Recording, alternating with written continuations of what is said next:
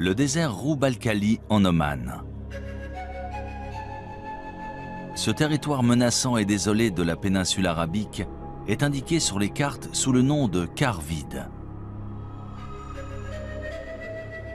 Ses sables mouvants et sa chaleur écrasante sont le repère de solifuges venimeuses, d'échides mortels et de bandes de bédouins nomades.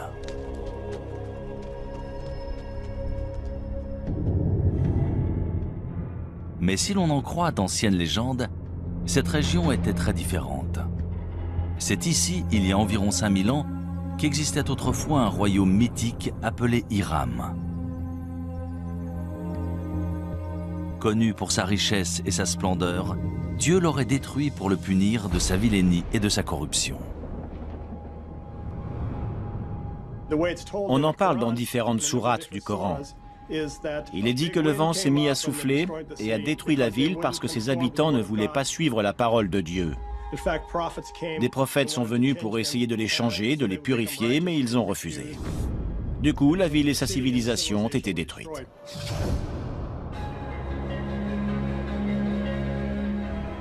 Pendant des siècles, historiens et explorateurs ont cherché des preuves de l'existence d'Hiram. Mais il faudra combiner technologie spatiale et archéologie traditionnelle pour enfin réussir à prouver qu'Hiram est bien plus qu'un mythe. En 1983, Nicholas Clapp, archéologue amateur, adresse une étrange requête à la NASA qui donne lieu à une expédition commune dans la péninsule arabique. Il venait de lire qu'on pouvait utiliser un radar imageur pour cartographier des rivières souterraines en Égypte. Il se demandait si on pouvait s'en servir pour trouver une cité disparue, en connaissant à peu près sa localisation.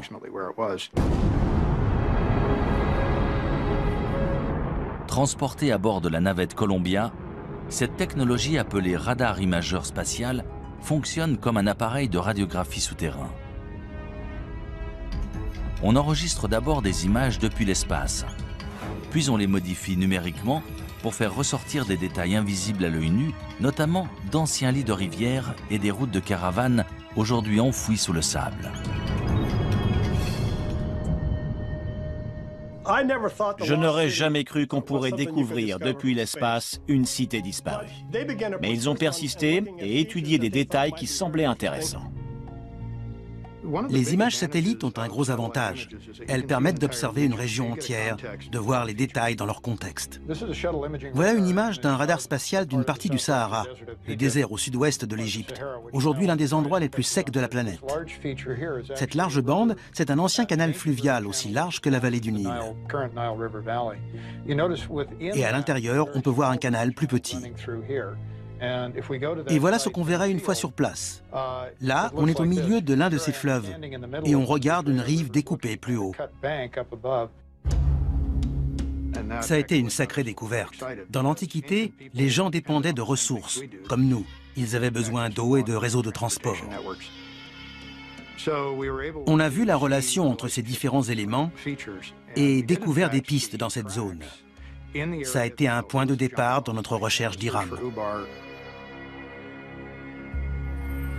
Les images satellites de Roub al-Khali montrent aussi d'anciennes routes de caravanes convergeant vers une zone le long de la frontière est du quart vide.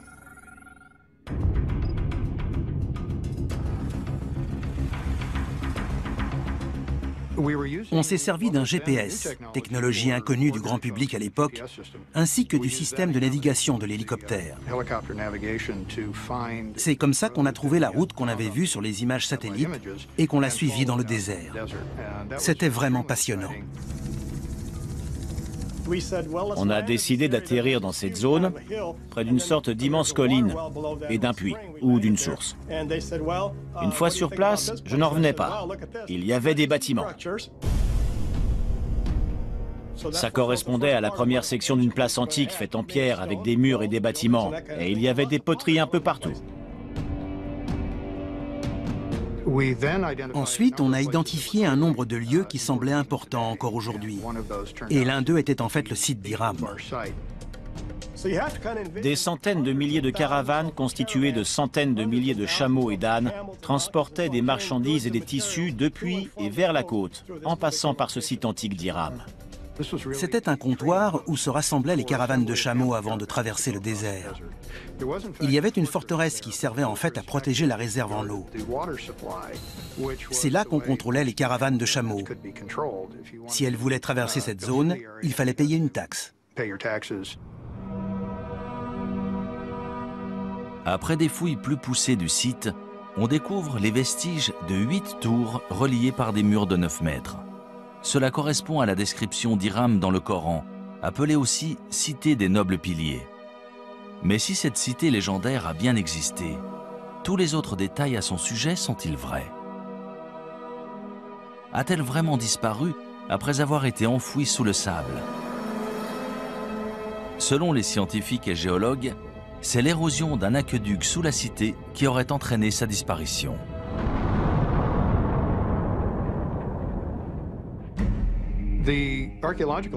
Si l'on en croit les preuves archéologiques autour du site, lorsque les réserves en eau ont diminué, la forteresse s'est effondrée dans un entonnoir et les gens ont fui. Beaucoup sont morts. Les légendes anciennes relatent le même sort étrange. Mais un tel événement peut-il réellement avoir éradiqué un peuple entier? Peut-il vraiment avoir détruit toute trace d'une culture, d'une langue et d'une civilisation? D'après de nombreux archéologues et historiens modernes, de telles conséquences dévastatrices sont tout à fait envisageables. On ne sait déjà presque rien de notre histoire quand on remonte à 3, 4, 5 000 ans en arrière. Alors, si l'on remonte avant la dernière glaciation, voire les 2 dernières, tout a changé, y compris les civilisations, les organisations et les communautés humaines. Tout a été perdu. Les premières cultures, en particulier celles qui n'avaient pas l'écriture, ont été en grande partie oubliées. On n'a aucune trace historique et les seules traces qu'on puisse trouver sont archéologiques. Cela sous-entend qu'un archéologue trouve des vestiges de ces civilisations et se base dessus pour reconstruire leur histoire.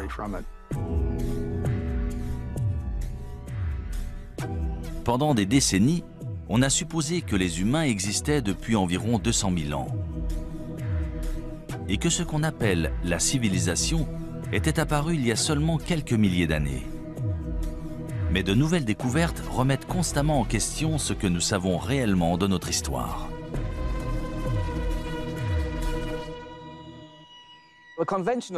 On dit qu'une civilisation naît en même temps que les premières villes et les premiers écrits. C'est ce qui est arrivé entre 3000 et 5000 ans avant Jésus-Christ en Mésopotamie, soit à l'Irak aujourd'hui. C'est à ce moment-là qu'on est passé de groupes de chasseurs-cueilleurs à une société agraire, c'est-à-dire à des gens capables de faire pousser leur nourriture. C'est ce qui a permis de rester à un endroit précis. Et c'est avec cette sédentarisation de l'humanité qu'on a commencé à parler du concept de civilisation.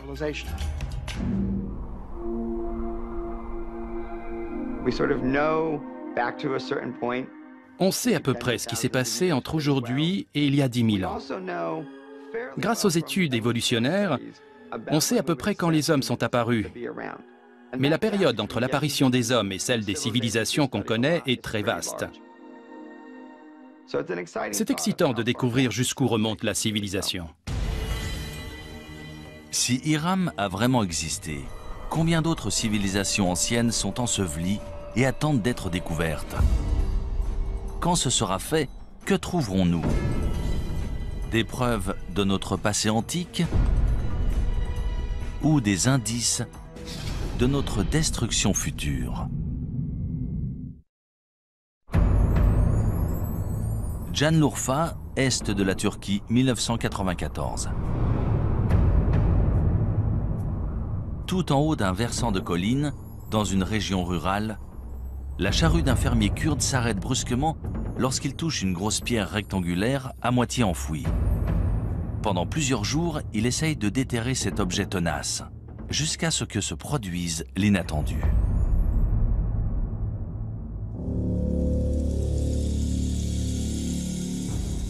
le fermier découvre des traces de formes étranges sculptées dans la pierre.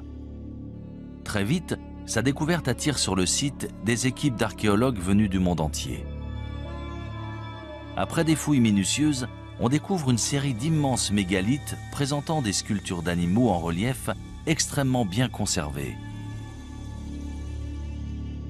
Sangliers, renards, bétail et de nombreux oiseaux, la plupart venant d'autres régions. Ces dessins sont magnifiquement exécutés. Certains lions sont absolument incroyables. C'est un site extraordinaire.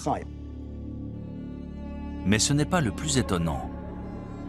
On estime que ce site, connu sous le nom de Göbekli Tepe, ou la colline au nombril, aurait 11 000 ans, soit presque 5 000 ans de plus que tous les autres sites comparables.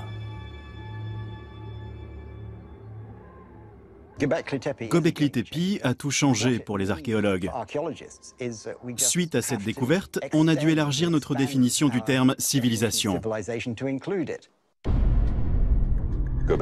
On a tous été très surpris de découvrir Göbekli Tepe. On n'avait encore jamais vu de site aussi élaboré. C'est une découverte incroyable, surtout pour une période aussi ancienne. Göbekli Tepe est un site remarquable. Ces sculptures datent de 7000 ans avant les grandes pyramides. On se demande souvent comment les Égyptiens ont pu avoir accès à cette technologie et ce savoir-faire à leur époque.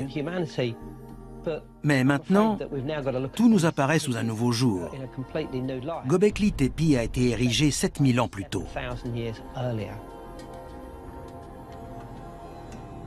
Récemment, l'imagerie radar du site a permis de révéler un gigantesque complexe présentant plus de 20 grandes structures ovales. Chacune est composée de colonnes mégalithiques en forme de T, ainsi que de 4 piliers sculptés en calcaire, reliés par des murs d'1,80 m et disposés dans un cercle mesurant entre 10 et 30 mètres de diamètre. Ils avaient tout organisé, tout prévu. Ils ont réussi à mobiliser des ouvriers et à entretenir ce site qui a ensuite été visité pendant de très longues années. Chaque pierre devait peser entre 15 et 20 tonnes, certaines même entre 40 et 60 tonnes. Quand on pense à l'organisation que ça a dû nécessiter, c'est tout simplement remarquable. De toute évidence, il devait y avoir des centaines, voire des milliers de personnes impliquées dans ce projet. Mais qui a construit Göbekli Tepe? Et à quoi servait cette structure? Göbekli Tepe a tout bouleversé. On pensait avoir évolué naturellement du statut de chasseur-cueilleur vers des sociétés plus complexes, mais ce n'est pas si évident que ça. D'après l'archéologue in situ Klaus Schmidt, il s'agit d'un centre régional majeur. Le site est très impressionnant et sur place, on a l'impression d'avoir le monde à ses pieds. Selon certains archéologues, les tribus nomades du néolithique parcouraient de grandes distances pour atteindre Göbekli Tepe et participer à des fêtes rituelles. Selon d'autres, ces ruines seraient celles d'un temple, voire d'un lieu de sacrifice. Ils devaient se rassembler pour une sorte de cérémonie religieuse. Ces ruines sont forcément un sanctuaire ou un centre religieux. Ce ne sont ni des maisons ni des tombes. On dirait un lieu de cérémonie. Selon de nombreux chercheurs, Göbekli Tepe aurait été utilisé pendant presque 2000 ans. Mais 7000 ans avant Jésus-Christ, les cercles de pierre auraient été enfouis et abandonnés intentionnellement. Pourquoi ? Pourquoi enterrer cet incroyable complexe composé d'au moins 20 structures différentes, voire plus? D'après moi, quelque chose a changé et ils ont dû partir. Et le meilleur moyen d'abandonner le site, c'était de tout enfouir. On n'abandonne pas tout comme ça. Ces sites sont si importants, si sacrés que lorsqu'on les quitte, on les recouvre pour les protéger. Et ensuite, on reconstruit par-dessus ou à côté. C'est le cas ici. On a la preuve qu'ils ont recouvert intentionnellement ces temples avant d'en bâtir un autre ailleurs. Ce n'est pas si simple. Il faut remettre ça en contexte. C'était la toute fin de la dernière période glaciaire, une ère de grands changements. On a des preuves qu'une catastrophe a eu lieu à cette époque sur le continent américain, probablement suite à l'impact d'une comète ou d'un astéroïde. On en a trouvé des preuves un peu partout dans le monde. C'est à cette époque que Göbekli Tepe a été construit. On aimerait savoir pourquoi. A priori, il s'est passé quelque chose qui les a poussés à le faire. Une catastrophe planétaire suite à l'impact d'une comète ou d'un astéroïde? Est-ce cela qui aurait forcé les habitants de Göbekli Tepe à abandonner ce site? Ou est-ce en réponse à cette catastrophe que le site a été bâti comme temple et lieu de recueillement?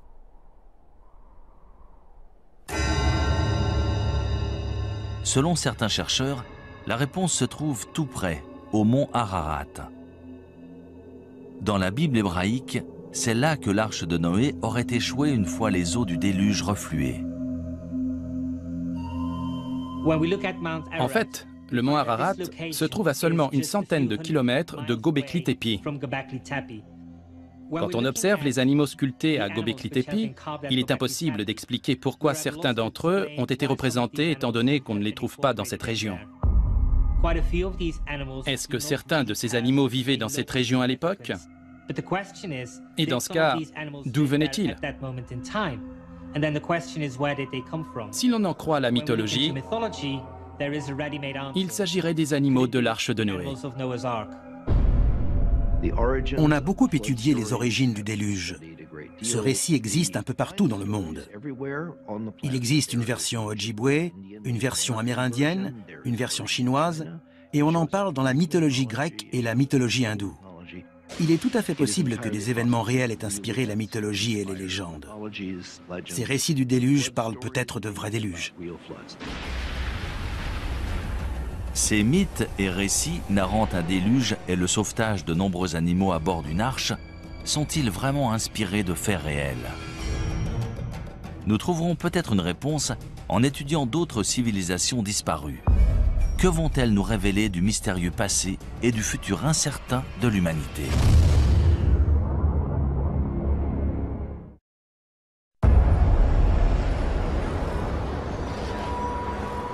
26 décembre 2004, Sumatra en Indonésie.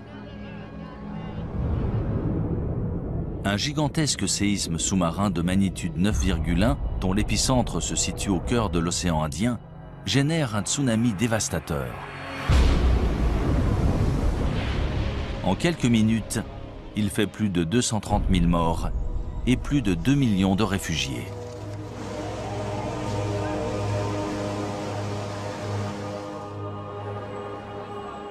Sept ans plus tard, le 11 mars 2011, un séisme de magnitude 9 fait trembler le nord-est du Japon. C'est le plus puissant séisme qu'ait jamais subi l'île.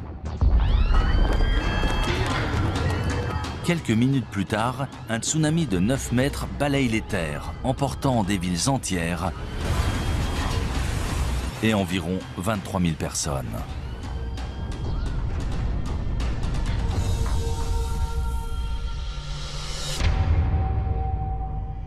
Si des villes modernes conçues en prévision de telles catastrophes peuvent être emportées en quelques minutes, c'est peut-être ce qui est arrivé à de nombreuses civilisations antiques, aujourd'hui disparues.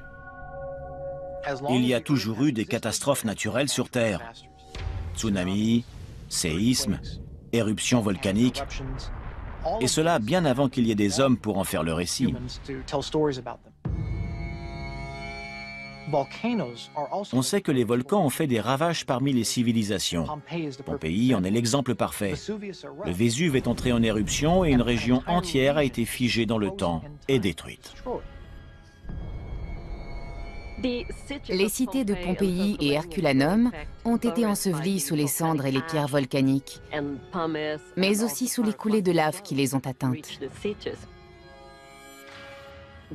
Elles ont été préservées, et c'est seulement plus de 1500 ans plus tard qu'on a découvert qu'elles étaient encore là. Malheureusement, face à une catastrophe naturelle de cette ampleur, même une société sophistiquée et à la pointe de la technologie risque soit d'être suspendue et de perdre des décennies de progrès, soit d'être complètement détruite. Héraclion en Crète.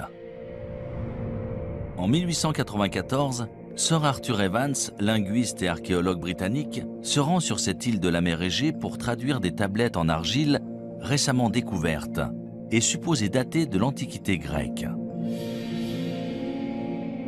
Cependant, ce qu'il découvre surprend les historiens du monde entier. Cette écriture hiéroglyphe n'est pas grecque, mais issue d'une civilisation inconnue datant de 5000 ans avant Jésus-Christ. 3 ans plus tard, Sir Evans mène une expédition et découvre ce qu'on appellera le palais de Knossos.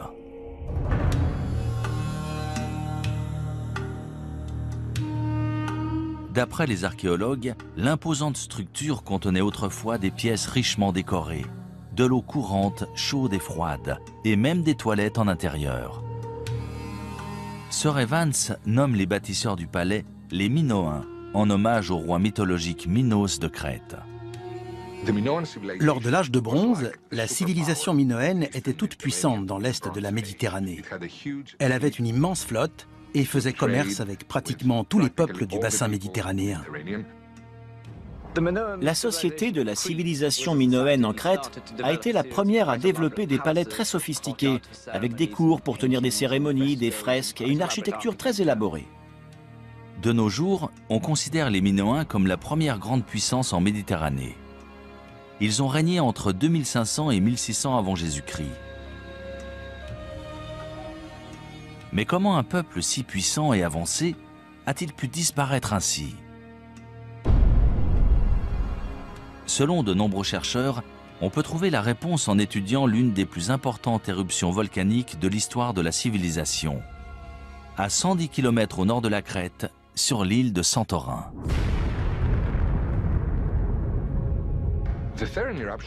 L'éruption de Santorin s'est déroulée en 2 ou 3 phases sur plusieurs jours, voire plusieurs semaines. On pense que les habitants de l'île ont détecté des signes qui les ont avertis, vu qu'on n'a pas trouvé de squelette à Santorin, contrairement à Pompéi. Les habitants de Santorin ont eu le temps de s'enfuir. En revanche, les habitants de Crète ne s'attendaient pas à ce que l'éruption ait de telles conséquences chez eux.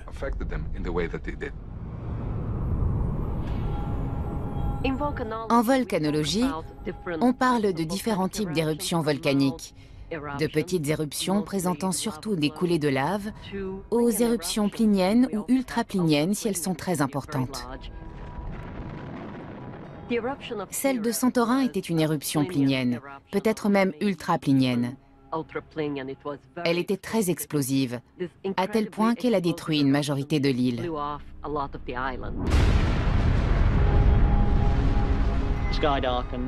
Le ciel s'est assombri, le panache volcanique s'est propagé, envoyant des cendres jusqu'à l'île de Rhodes et le sud-ouest de la Turquie.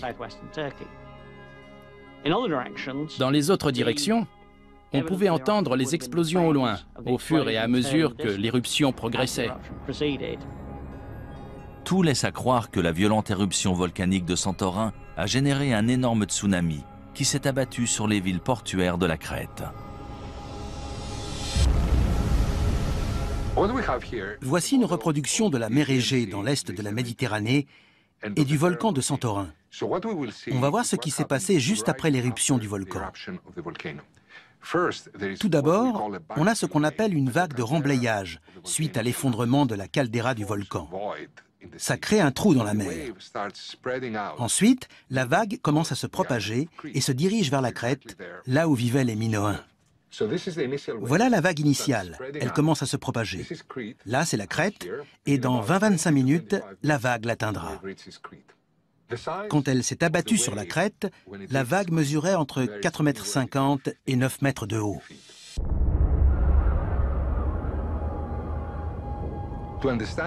Pour comprendre ce qu'ont vécu les Minoens à l'époque, on peut observer ce qui s'est passé au Japon en mars 2011.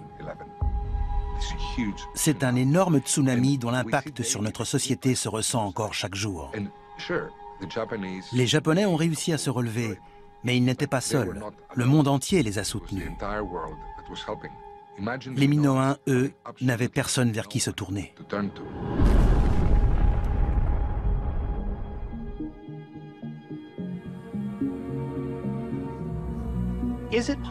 Est-il possible qu'une civilisation ait existé, ait été détruite, puis qu'une autre civilisation ait vu le jour au même endroit, ignorant tout de celle qui l'a précédée? C'est une théorie fascinante qui entraîne bien des hypothèses.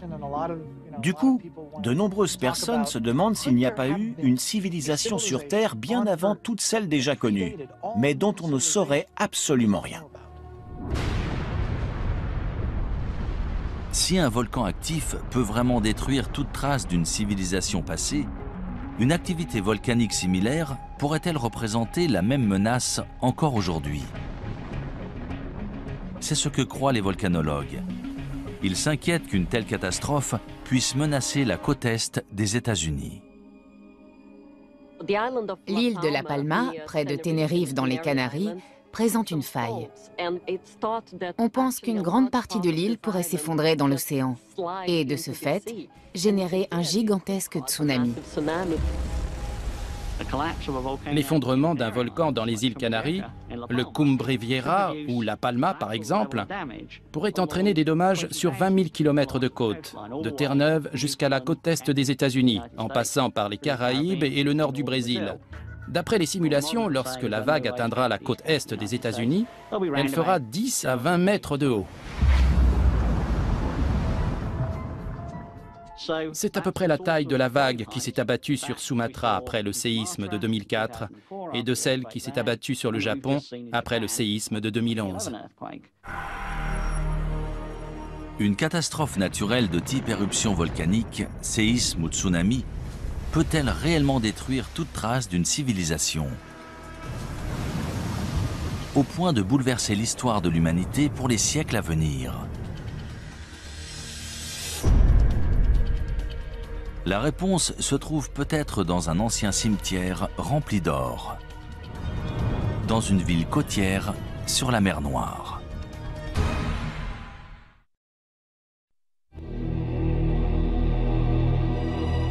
Varna en Bulgarie.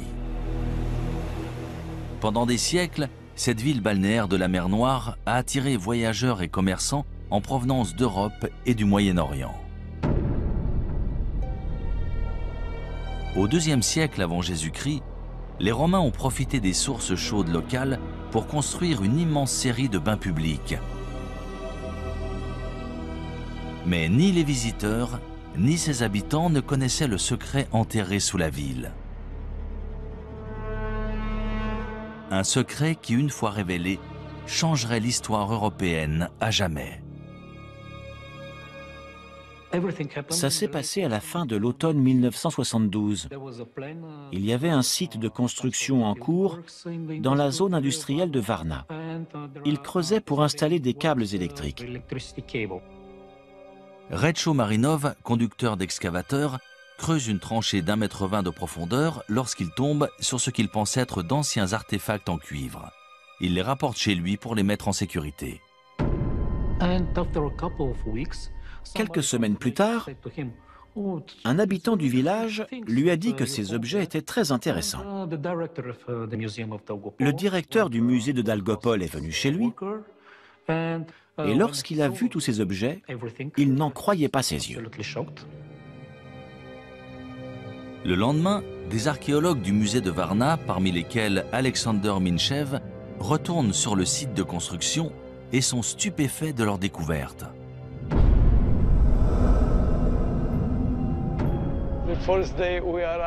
Lorsqu'on est arrivé sur le site, on a vu plusieurs pièces d'or sur la route, écrasées par des semelles de chaussures.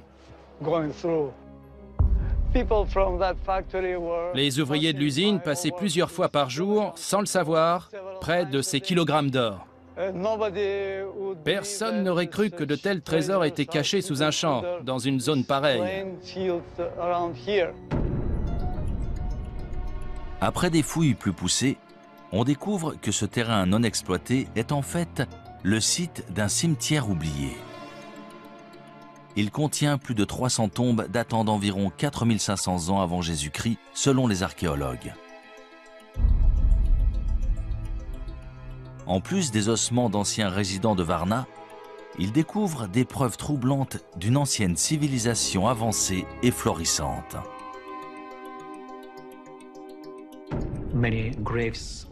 On a trouvé de nombreuses tombes avec des ossements humains. Les corps étaient dans différentes positions, principalement avec la tête orientée vers le nord-nord-est. Et ils étaient enterrés avec leurs ornements et leurs armes. Il existe un tas de ces objets extraordinaires, mais les trouver tous ensemble, dans un seul cimetière, c'est la preuve qu'il s'est passé quelque chose de très important dans la région de Varna.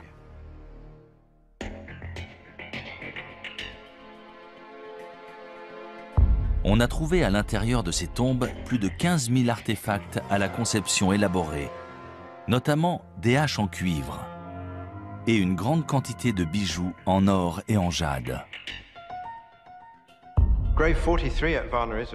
La tombe 43 de Varna est très spéciale. C'est l'une des plus abondantes. On y a trouvé un corps d'homme entre 40 et 45 ans et des objets incroyables, notamment un préservatif en or. C'était un symbole de puissance sexuelle, de pouvoir du mâle et de fertilité. D'un côté, on a ce préservatif, et de l'autre, une masse en or qui est un symbole politique. On n'avait encore jamais vu nulle part ailleurs cette combinaison de symbolisme politique et sexuel. L'or, c'est un signe de statut. C'est un matériau très rare, qui brille et ne se ternit pas, qui est durable. C'est pour ça qu'il est signe de haut rang social et qu'on l'exhibe. Les archéologues ont trouvé des objets en or dans de nombreuses tombes, la majorité concentrée seulement dans une poignée d'entre elles. Suite à la découverte inattendue de Varna, les historiens ont découvert les premiers Européens sous un nouveau jour. Dans les peuplements que l'on connaît, qui datent de 1000 à 2000 ans avant Varna, on a trouvé des objets, souvent très beaux, mais rarement liés au rang social. Il n'y avait pas autant de différence entre les familles. Ici, sur 300 tombes, il y en a 8 incroyablement riches. C'est une concentration importante.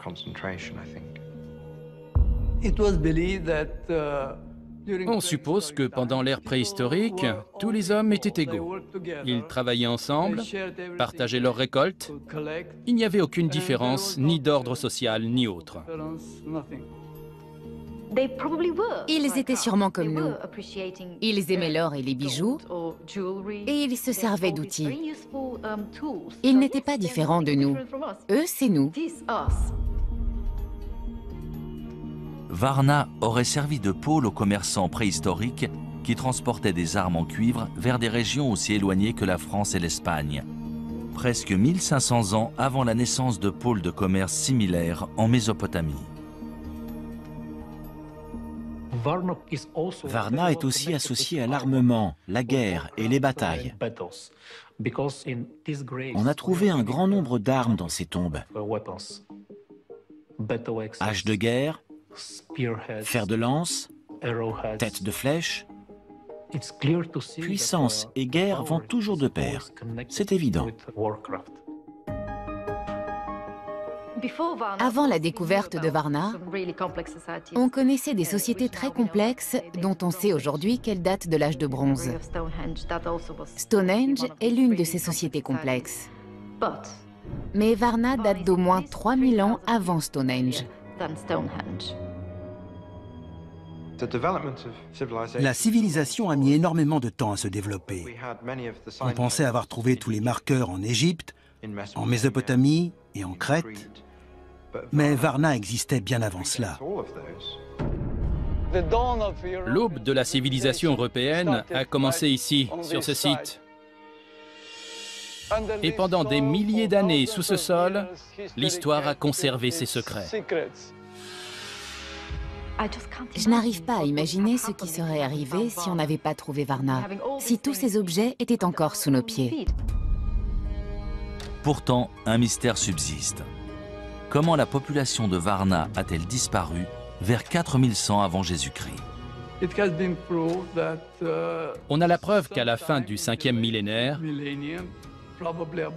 probablement vers l'an 4200 avant Jésus-Christ, il y a eu un important changement climatique.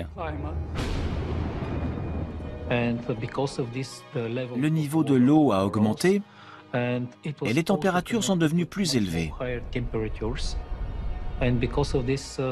De ce fait, les conditions agricoles se sont détériorées. Est-ce qu'un changement climatique, sûrement à l'origine de sécheresses et de famines, pourrait avoir causé la disparition de Varna? Récemment, des fouilles archéologiques au Moyen-Orient nous ont fourni de nouvelles informations. D'après de nombreux archéologues et spécialistes, ces découvertes vont nous permettre de résoudre le mystère entourant la disparition de Varna et d'autres cités disparues. Mais d'autres se basent sur des preuves différentes, plus incroyables encore. Celles des catastrophes naturelles et des cataclysmes de proportions mondiales, voire nucléaires. Des preuves qui impliquent que le temps nous est compté.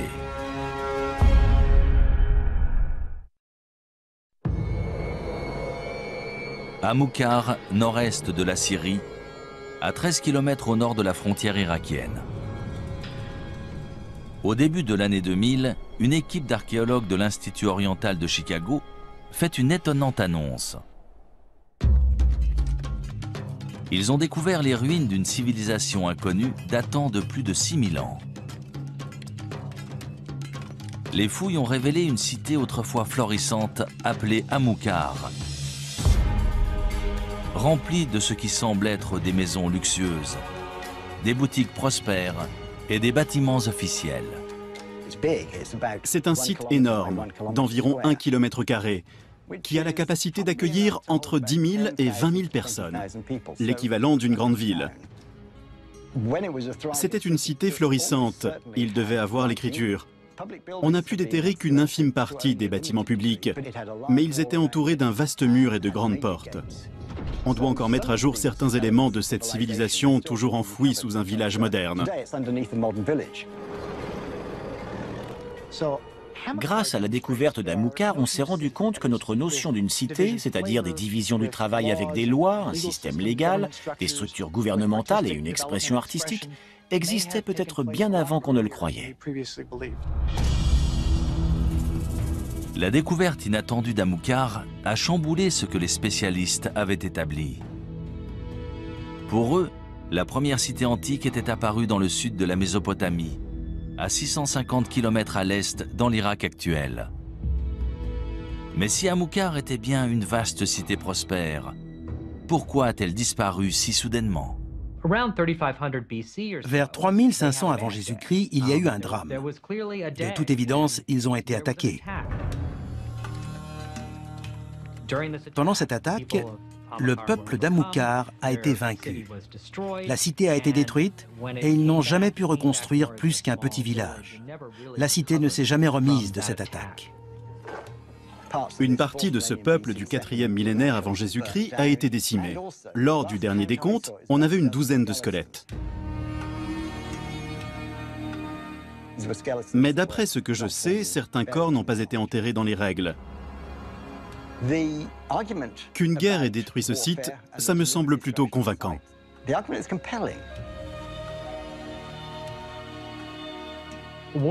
Au moment de la destruction d'Amoukhar, on se battait la plupart du temps à main nue.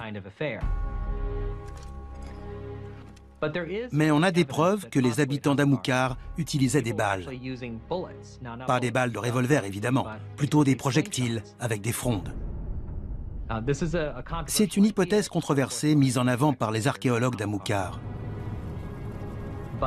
Dans tous les cas, lorsque la cité a été détruite, le combat a fait rage et la cité a péri dans les flammes. C'est intéressant, car on sait depuis longtemps qu'à cette époque, d'autres cités se développaient dans le sud, comme Uruk par exemple. Mais aujourd'hui, on a de nouvelles preuves que des cités comme Amukar créaient leur propre civilisation en parallèle. Avec une telle dynamique nord contre sud, la destruction d'Amukar a pu sonner le glas de ces peuples du nord qui essayaient de créer leur propre mode de vie. Ils ont fini par être vaincus par les peuples du sud, ce qui a bouleversé le cours de l'histoire. À des centaines de kilomètres à l'ouest d'Amukar se trouvent les ruines d'un autre peuplement antique, Caramel. En 2007, des archéologues qui déterraient des tombes anciennes in situ ont découvert les fondements de 5 larges tours en pierre de 4,50 m de diamètre et d'environ 6 mètres de haut chacune. Elles auraient au moins 10 000 ans.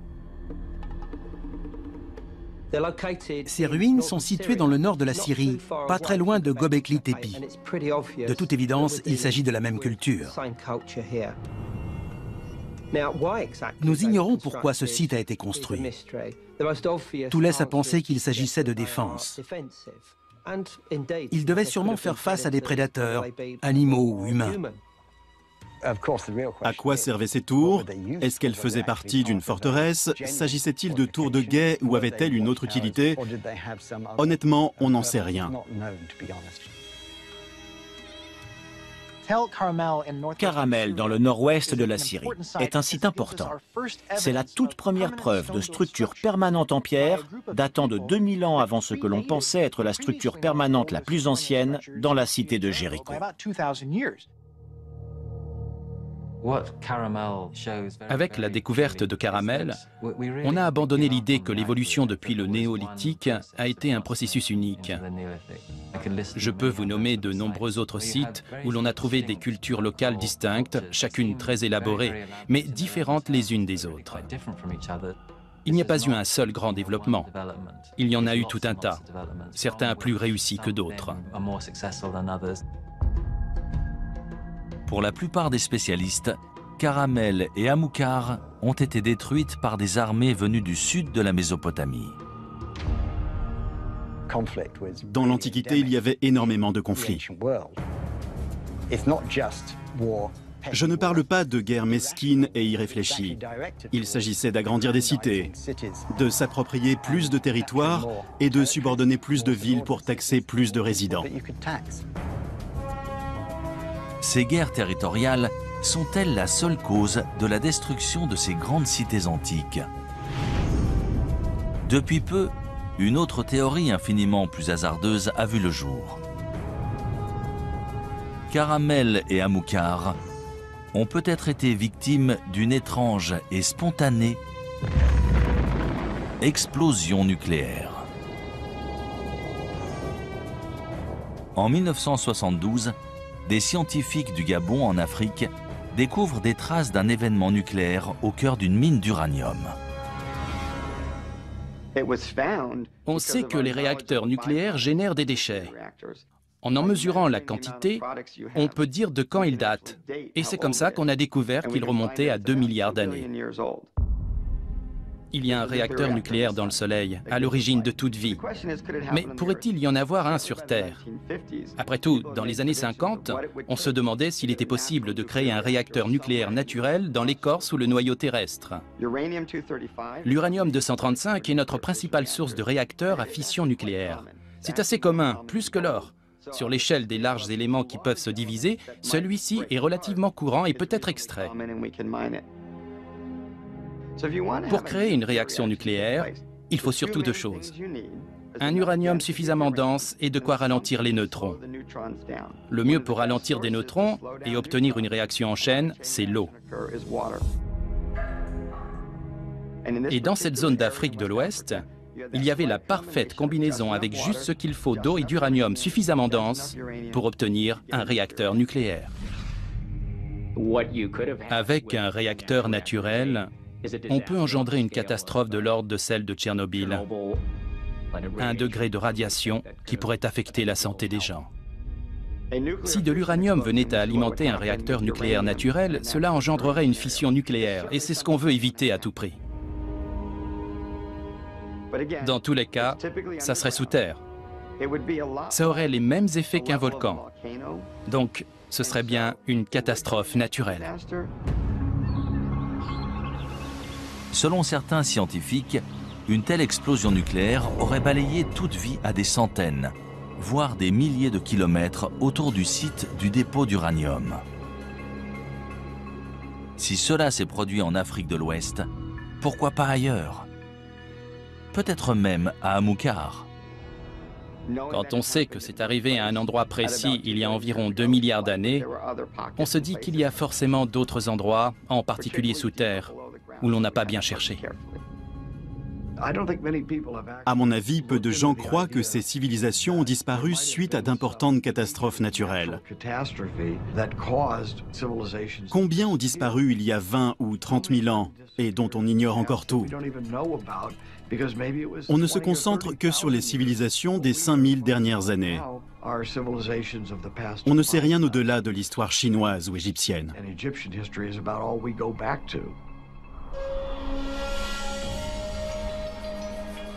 Ces civilisations préhistoriques ont-elles vraiment été anéanties par des explosions naturelles issues des profondeurs de la Terre?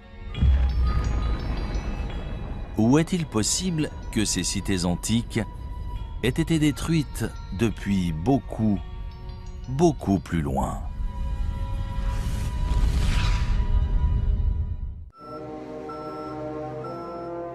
« 21 décembre 1968. Mission Apollo 8 de la NASA. Dirigée par le commandant Frank Borman, c'est la première fusée habitée à atteindre la Lune.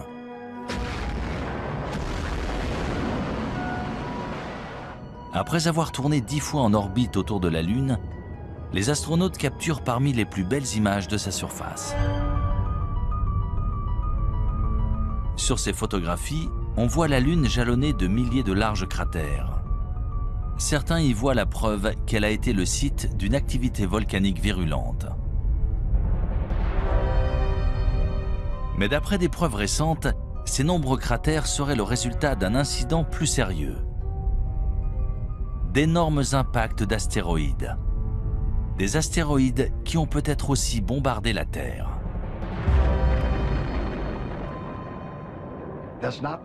Ce n'est pas un homme sur la Lune, mais des cratères. Et au cours de l'histoire de la Lune et du monde, de nombreux autres objets ont probablement touché la Terre, puis la Lune. Mais on n'en sait rien. La végétation et l'environnement ayant tout recouvert, au point qu'ils sont devenus presque indétectables. La plus grande catastrophe naturelle qui pourrait se produire et tous nous anéantir, ce serait l'impact d'un bolide. Une météorite qui tomberait sur Terre. On sait que c'est une météorite qui est à l'origine de la disparition des dinosaures.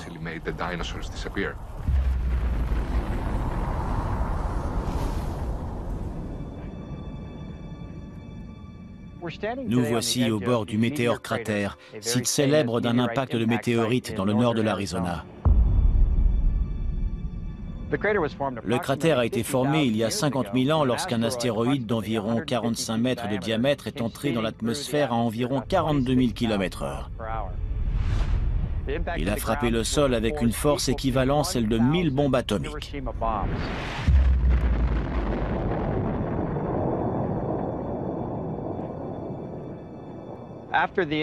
Aujourd'hui, le cratère fait environ 1250 mètres de diamètre, 4 km de circonférence et environ 168 mètres de profondeur.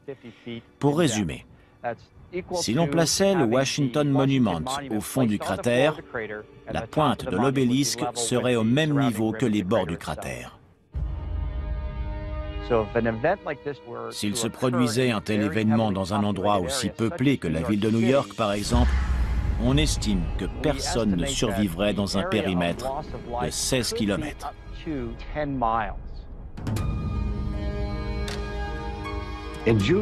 En juin 2002, il s'est produit un événement qui aurait dû tirer la sonnette d'alarme.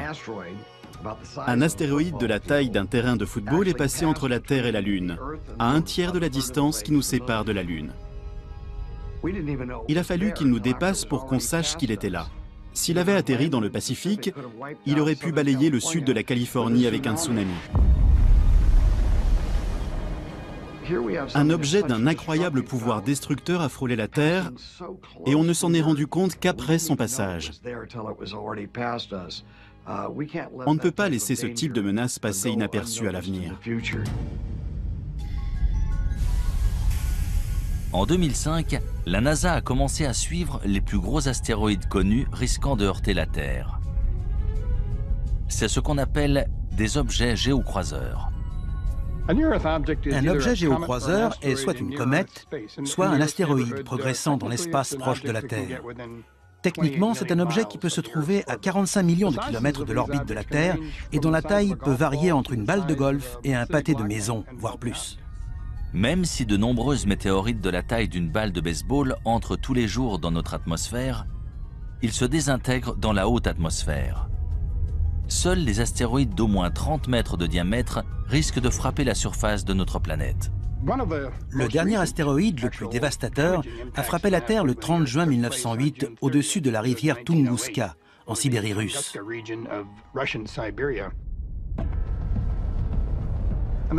Un objet mesurant entre 30 et 40 mètres est entré dans notre atmosphère. La pression exercée à l'avant de ce petit astéroïde était plus importante que celle exercée à l'arrière. Du coup, il s'est aplati et a explosé à environ 6,5 km au-dessus de la surface de la Terre.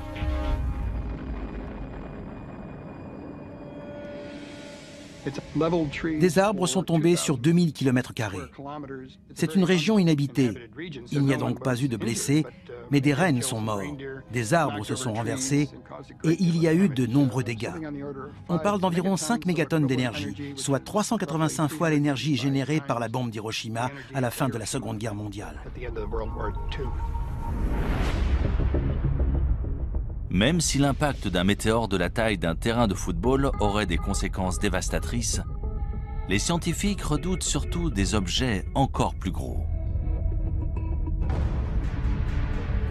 Il y a environ 1000 astéroïdes d'1 ou 2 kilomètres, voire plus, dans l'espace près de la Terre. Un impact de ce type entraînerait des conséquences planétaires. Et ce n'est pas le pire. La poussière et les débris projetés dans l'atmosphère plongeraient la Terre dans le noir. Sans oublier les pluies acides et les tempêtes de feu causées par les débris s'abattant sur notre planète. En plus de la poussière, la suie stopperait la photosynthèse, indispensable aux plantes. Et bien sûr, aux animaux se nourrissant de ces plantes. En cas d'impact d'astéroïdes, le plus problématique seraient les effets secondaires. Lorsqu'on parle d'impact d'astéroïdes ou de météores, on parle d'objets qui pourraient annihiler non seulement des populations d'organismes vivants, mais des civilisations entières, comme ils l'ont fait par le passé. Ces dernières années, l'équipe d'observation des objets géocroiseurs de la NASA a élargi ses recherches pour inclure des objets de plus de 140 mètres de diamètre. L'un d'eux, un astéroïde de 300 mètres de large nommé Apophis, devrait approcher la Terre en 2029. Apophis est très gros. Il a été découvert en 2003 et pendant un temps, on pensait qu'il allait heurter la Terre. Il y avait une chance sur 37 qu'il nous heurte en 2029. Mais grâce à des observations poussées, on a exclu un impact en 2029. Malgré tout, il passera tout près. Il sera visible à l'œil nu depuis l'Europe. Vous devriez voir un astéroïde passer près de la Terre sans la heurter. Même si les scientifiques ont calculé la trajectoire d'Apophis, ils ne peuvent prévoir comment cet énorme astéroïde réagira face à d'autres facteurs, notamment la pesanteur de la Terre. Le plus inquiétant, c'est qu'une fois passé, il repassera 7 ans plus tard. Et l'on ignore si la pesanteur de la Terre aura modifié sa trajectoire. Il pourrait donc revenir pour heurter la Terre.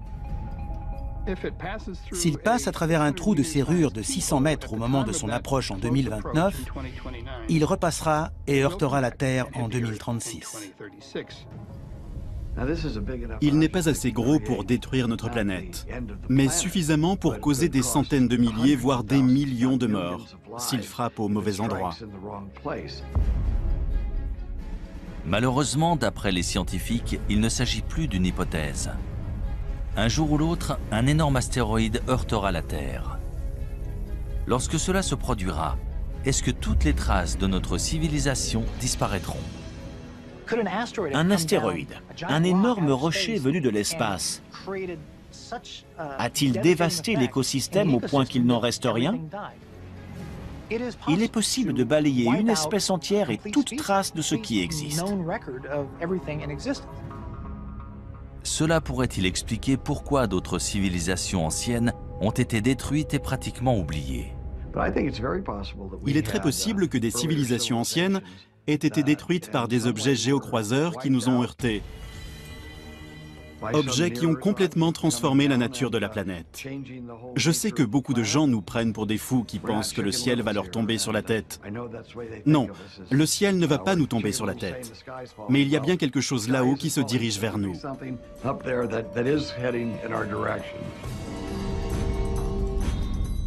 Si un météore heurte la Terre de notre vivant, que pourrons-nous entreprendre pour minimiser ses ravages? Sommes-nous suffisamment préparés pour ne pas perdre les siècles d'avancées technologiques dont l'humanité peut se vanter? Ou sommes-nous plus vulnérables que nous ne le pensons?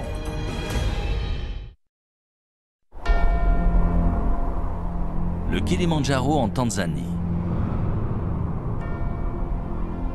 En l'an 2000, le paléoclimatologue Lonnie Thompson et son équipe de chercheurs ont foré au cœur d'un glacier recouvrant le pic de la montagne. Ils ont recueilli des échantillons de carottes de glace, preuve des conditions et changements climatiques non seulement depuis 20 à 30 ans, mais depuis des dizaines de milliers d'années. Une carotte est une colonne de glace. On en recueille plusieurs à la surface pour retracer l'histoire du climat et de l'environnement dans différentes parties du monde. Ces carottes ont des couches bien distinctes et en mesurant l'épaisseur de ces couches, on peut calculer l'évolution des précipitations dans le temps.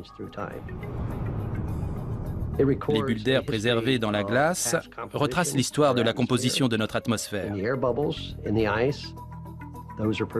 Là, on peut remonter jusqu'à 800 000 ans en arrière, en étudiant notamment le dioxyde de carbone, le méthane et le protoxyde d'azote. On peut même observer des micro-organismes pris dans la glace. D'ailleurs, on a ressuscité des organismes qui étaient dans la glace depuis plus de 50 000 ans. Tout ce qui est dans l'air est archivé dans la glace. On assiste à des périodes de calme, puis à des périodes où se produisent des cataclysmes. C'est ça la vie sur Terre, on passe de l'un à l'autre.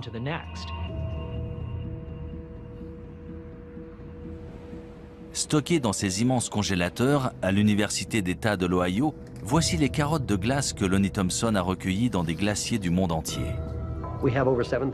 On en a recueilli plus de 7000 mètres. C'est la seule collection tropicale de carottes de glace au monde. Certaines viennent du Kilimandjaro et d'autres de l'archipel François-Joseph à l'extrême nord de la Russie. On a toute une collection provenant de l'Himalaya et du Tibet. La plus ancienne carotte jamais forée dans une région montagneuse vient de l'ouest de la Chine et date d'il y a plus de 750 000 ans. Les carottes de glace sur ce rayonnage proviennent du plateau de Bruce, dans la péninsule antarctique. Elles ont été forées cette année et seront découpées et étudiées dans le laboratoire. D'après une étude récente de ces échantillons, un événement climatique radical s'est produit sur Terre il y a environ 5200 ans.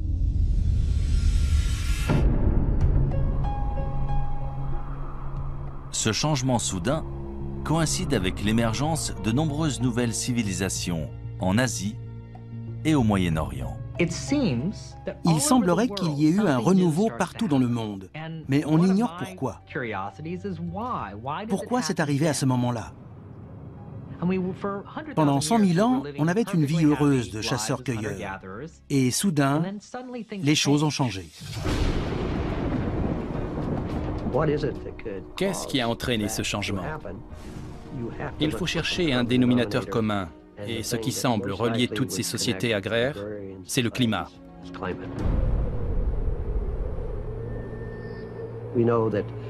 On sait qu'à cette époque, le désert du Sahara s'est asséché. Il y a 4 ou 5 000 ans, il y avait des lacs et des gens vivaient dans ce désert. On a retrouvé des fresques sur des rochers. Si l'on en croit ces nombreuses preuves, il s'est produit un événement dramatique à cette époque. Si une catastrophe mondiale s'est bien produite, quelle en a été l'origine? Une sécheresse planétaire? Un météore qui aurait heurté la Terre et déposé suffisamment de poussière pour nous plonger dans le noir? Ou s'agirait-il d'une éruption volcanique? Les éruptions volcaniques sont essentielles pour une planète. C'est comme ça qu'elle perd sa chaleur primordiale. Ça fait des milliards d'années qu'il y a des éruptions volcaniques sur Terre. L'existence des hommes ne représente qu'une fraction de ce temps. Il y avait des éruptions volcaniques bien avant eux, et il y en aura bien après eux. Sans elles, la Terre ne serait pas ce qu'elle est aujourd'hui. On compte de nombreux volcans actifs à travers le monde, la plupart trop petits pour détruire la Terre à l'échelle mondiale. C'est sans compter sur un supervolcan. Il y a des volcans qu'on considère comme normaux. Ils rejettent une certaine quantité de lave et d'énergie et génèrent une explosion d'une certaine taille. Si la lave et les gaz d'un volcan sont particulièrement bien enfermés, la pression sera d'autant plus forte et l'explosion d'autant plus massive. Et c'est ce qu'on appelle un supervolcan. Certains volcans génèrent des éruptions très importantes. En général, ce sont les volcans autour de la ceinture de feu, ceux qui présentent des caldeiras, notamment en Nouvelle-Zélande, en Papouasie-Nouvelle-Guinée ou même en Alaska. Les scientifiques ont identifié au moins 7 supervolcans dans le monde.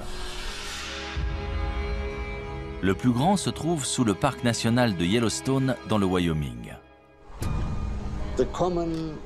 Si l'on en croit la géophysique, à Yellowstone et dans certains autres endroits sur Terre, il y a une concentration de chaleur en profondeur, ce qui entraîne une fonte partielle de la roche dans ces régions. Et de ce fait, de temps à autre, cela peut provoquer une gigantesque éruption.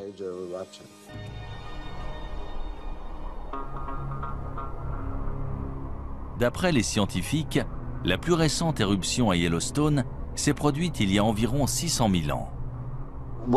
On ignore quand Yellowstone entrera de nouveau en éruption.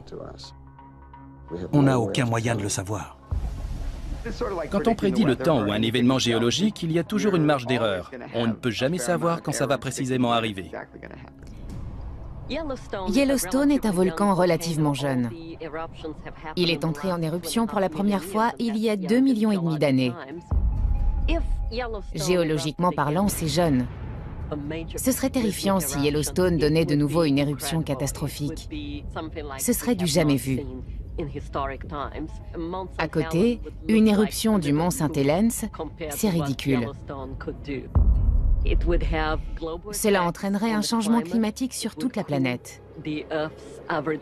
La température moyenne de la Terre chuterait et l'ouest des États-Unis serait ravagé. Tout serait recouvert de cendres. Il n'y aurait plus d'agriculture. Et ça durerait un moment. Cette éruption bouleverserait notre civilisation. La cendre et les gaz toxiques émis lors d'une grosse éruption pourraient créer un brouillard qui plongerait la planète dans le noir pendant plusieurs années. Dans l'obscurité, les récoltes et les animaux mourraient, condamnant les hommes à mourir de faim. Si Yellowstone explosait aujourd'hui, vu que nous sommes de plus en plus nombreux, les conséquences de l'éruption seraient beaucoup plus grandes que par le passé. 7 millions de personnes voient le jour chaque mois à travers le monde. C'est du jamais vu. Notre planète est vulnérable. Nous ne sommes pas prêts. Notre société moderne est aussi fragile que ces sociétés antiques de grande envergure. Il y a énormément d'habitants, on se repose sur les ressources de la Terre et à force de les utiliser de manière si intensive, on les détériore. Pour beaucoup, notre société est au bord de l'effondrement. Les hommes sont des êtres très dépendants par nature. On a tendance à l'oublier dans notre société actuelle, mais il existe des forces bien plus puissantes que nous. Ces forces ont toujours été là et ont déjà bouleversé des cultures et des civilisations par le passé.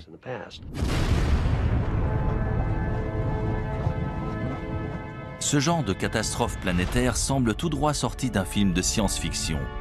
Pourtant, de nombreux gouvernements et entreprises se préparent à un tel événement. Malheureusement, une question subsiste. Leur plan fonctionnera-t-il ?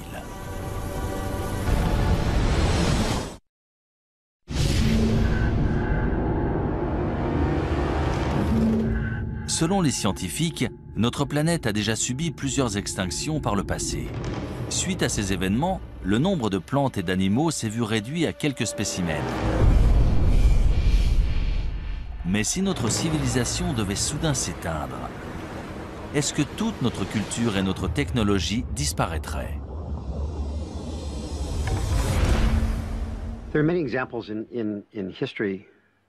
Ce ne serait pas la première fois qu'un peuple perd ses technologies et son savoir-faire. Bien sûr, l'exemple le plus célèbre est celui de la bibliothèque d'Alexandrie en Égypte. Lorsque cette bibliothèque a été détruite au 1er siècle de notre ère, toutes ces incroyables connaissances accumulées dans l'Antiquité ont été perdues. Et il ne s'agissait pas uniquement des connaissances des Égyptiens, tout le monde classique a été touché. Que devient une civilisation si ses connaissances collectives disparaissent? On ne saura jamais ce que notre civilisation aurait pu être si la bibliothèque d'Alexandrie n'avait pas été détruite. Les Égyptiens avaient un savoir incroyable, en particulier dans le domaine médical, et nous l'avons perdu. Est-ce qu'on en a recouvré ou redécouvert la majorité? Sûrement. Mais notre société serait-elle encore plus avancée si nous n'avions pas perdu ces connaissances, si nous n'avions pas dû attendre de les redécouvrir? Bien sûr, il est possible que certaines idées et connaissances de ces sociétés antiques aient été perdues pour toujours. On ne le saura jamais vu qu'on n'a aucun moyen d'en être sûr. Contrairement à l'Antiquité où bon nombre d'informations étaient gravées dans la pierre, aujourd'hui, on enregistre nos données et nos archives dans des puces mémoire en silicone. Si elles venaient à disparaître, dans des dizaines de milliers d'années, les gens auraient bien du mal à reconstruire nos vies et à se faire une idée de la façon dont on vivait. Paradoxalement, l'art rupestre préhistorique a probablement plus de chances de survivre que notre technologie moderne. Hutchinson, Kansas. À 200 mètres sous la ville se trouve un immense centre de stockage, aussi long que 35 terrains de football. En 1959, on a ouvert à l'intérieur d'une mine de sel la chambre souterraine d'Hutchinson pour protéger d'importants documents et biens du gouvernement pendant la guerre froide. Aussi appelée stockage éternel, c'est probablement la plus grande capsule témoin du monde. Une cave ou un sous-sol n'est pas toujours le meilleur endroit pour conserver des objets de valeur, mais il y a des avantages. La température est stable et les réactions chimiques responsables de la dégradation des objets dépendent justement des changements de température. L'humidité joue aussi un rôle important. Un degré d'humidité stable, ni trop élevé ni trop bas, c'est idéal pour la conservation.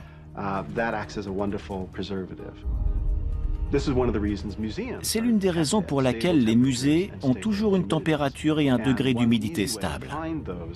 Et un moyen simple d'y parvenir, sans utiliser trop d'énergie, c'est de s'enfoncer sous terre. Dans cette mine, en plus, le sel absorbe naturellement l'humidité.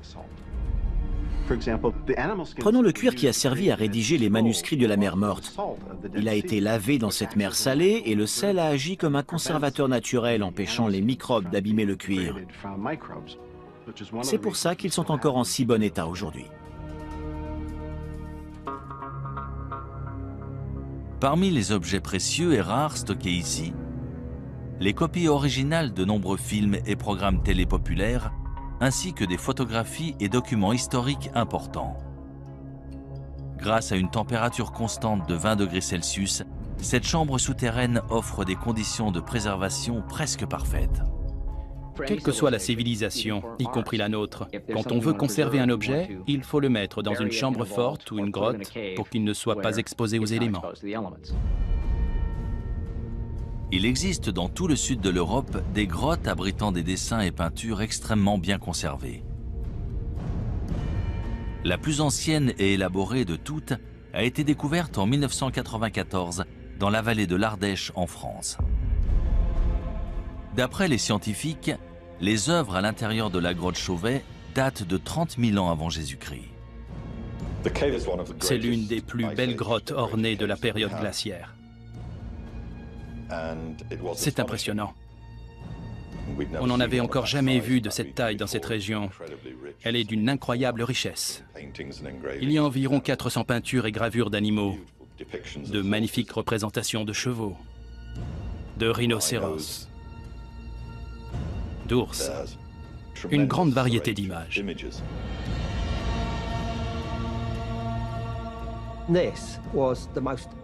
Ces représentations d'animaux sont tout simplement remarquables. Elles auraient leur place dans une galerie d'art actuelle. La datation et la qualité des peintures de la grotte Chauvet ont remis en question tout ce qu'on savait ou pensait savoir sur l'existence de l'homme sur Terre. Elles sont considérées comme les plus anciennes œuvres d'art créées par l'homme.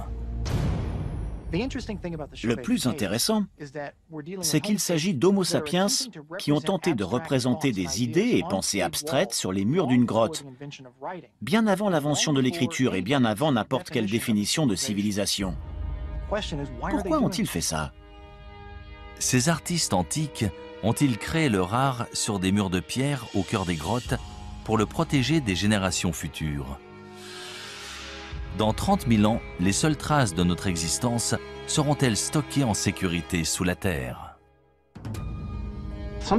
Tout ce qu'on sculpte dans la pierre, au bon endroit, peut potentiellement être conservé des milliers, voire des millions d'années, en particulier si ça se trouve sous la terre.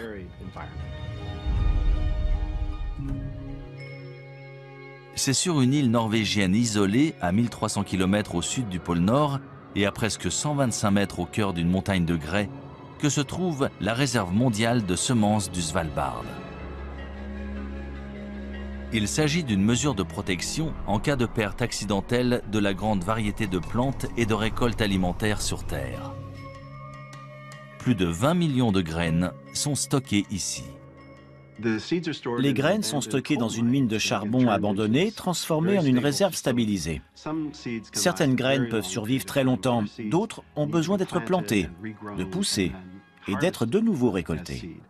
Ce n'est pas un environnement statique. Ici, les graines sont constamment renouvelées et échangées contre des graines issues d'autres réserves dans le monde. Cette réserve de graines a été conçue spécialement au cas où notre civilisation serait détruite.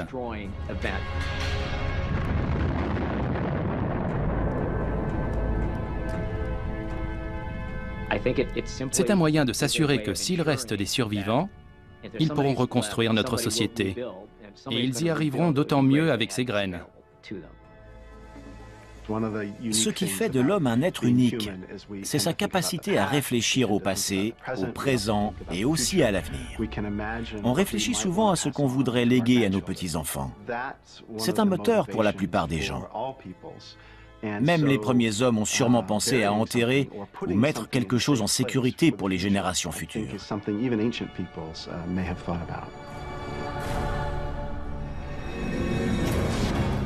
Si des civilisations anciennes ont délibérément conservé des preuves de leurs connaissances et technologies avancées dans des grottes ou structures souterraines, ces trésors cachés pourront-ils nous aider à savoir qui nous sommes et d'où nous venons? Et surtout, quel pourcentage de notre civilisation survivra dans le futur? pouvons-nous réellement disparaître de la planète sans laisser de traces?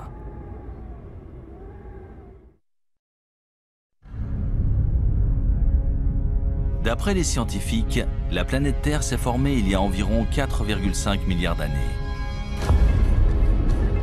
Pourtant, selon de nombreux spécialistes, l'humanité n'existe que depuis 200 000 ans. Pourrait-il se tromper? Des civilisations humaines ont-elles existé sur Terre il y a des centaines de millions d'années avant de disparaître sous la surface de notre planète sans laisser de traces?